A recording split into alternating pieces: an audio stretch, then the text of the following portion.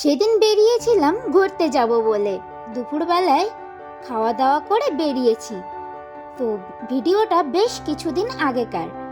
তো ভিডিও কিছু ডিলিট করতে করতে বললাম এটা তো ভ্লগ করাই আছে, ভয়েসটা দিতে বাকি।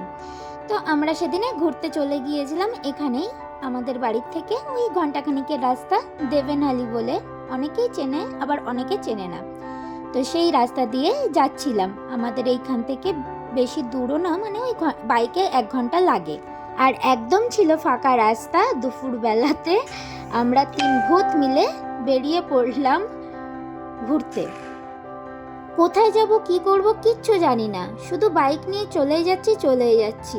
এদিকে রাস্তায় যাচ্ছি তো ওইদিকে রাস্তায় যাচ্ছি, অলি গলি কোনো নির্দিষ্ট ঠিকানা নেই। আমার অবশ্য এইরকমভাবে ঘুরতে খুবই ভালো লাগে। চারিদিকে শুধু গাছপালা আর ফাঁকা রাস্তা, দারুণ লাগছিল। তো ঘুরতে ঘুরতে চলে আসলাম দেবেনহালির এই মেন বাজারের কাছে। দেখো গেটটা কত সুন্দর, গেটটাতে এত সুন্দর করে রং করা আর ডিজাইন করা ছিল, আর ছিল কৃষ্ণ ঠাকুরের একটা মূর্তি। এখানকার রাস্তাগুলো এইরকমই, জানো তো, হয়তো কোনো পাড়ায় ঢুকছো মেন রোড শেষ করে, ওরকম কিন্তু গেট এরকম বড় বড় ঠাকুরের মূর্তি আঁকানো থাকে, এরকম স্থাপিত করা থাকে মূর্তিগুলো, বেশ দেখতে ভালোই লাগে। তারপর এই যে জায়গাটা যেটা দেখছো, এই জায়গাটা না আমরা প্রথমে ভেবেছিলাম হয়তো পার্ক, কিন্তু ওখানকার সিকিউরিটি গার্ডগুলোর মুখে শুনি না, এটা পার্ক না, এখানে যারা ফ্ল্যাট বাড়ি কিনে রেখেছে জায়গা, মানে ফ্ল্যাট বাড়ি করবে, তাদের হচ্ছে জায়গা এখানে আছে, আমাদের ঢুকতে দেয়নি। আর তারপরে ভাবলাম চলো তাহলে, এখানে ডিমার্ট আছে, ডিমার্ট থেকে একটু শপিং করেই আসি।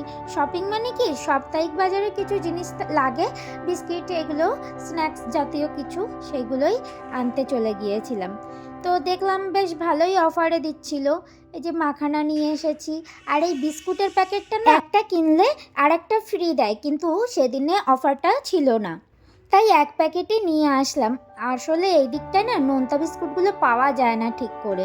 আর এই যে এই জামাটা দেখছো, এই জামাগুলো অনেক কম দাম ছিল, মানে মলের জামা, কিন্তু অনেকটাই সস্তায় পেয়েছি। তাই আমার জায়ের মেয়ের জন্য একটা এই যে স্কার্টের মতো আর একটা টপ নিয়ে এসেছি। আর নিয়ে এসেছিলাম আটার দামটা দেখলাম মলের ওই ডিমার্টে অনেকটাই কম, মানে প্রচুর কম। আমরা দোকান থেকে যেই আটাটা কিনে খাই ওর থেকে অনেক কম। তোই আমরা সস্তায় মানে 5 কিলো মতো নিয়ে চলে এসেছি, আমাদের তো বেশি লাগে না।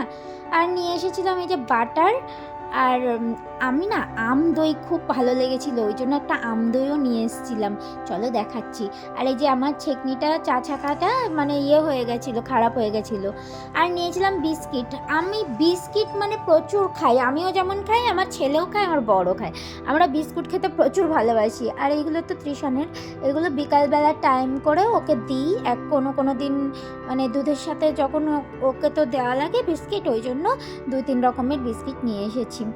আর ওগুলো দেখলাম যে বাই 1 গেট 1 ফ্রি ছিল, তার জন্য এই বিস্কুটগুলো নিয়ে এসেছিলাম।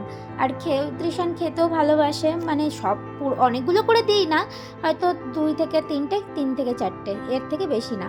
আর এই দেখো বললাম না দই নিয়ে এসেছি, এটা একটা আম দই নিয়ে এসেছি, বহুত দিন পর দই খাচ্ছি বন্ধুরা, জানো তো। আর এটা হচ্ছে নলেন গুড়ের মিষ্টি দই। আসলে এই দিকটায় পাওয়া যায় না, আমরা যেখানে থাকি সেখানে একদমই পাওয়া যায় না কিচ্ছু। তার জন্য ভাবলাম যে এসছি যখন এইগুলো একটু বাজার করেই নিয়ে যাই।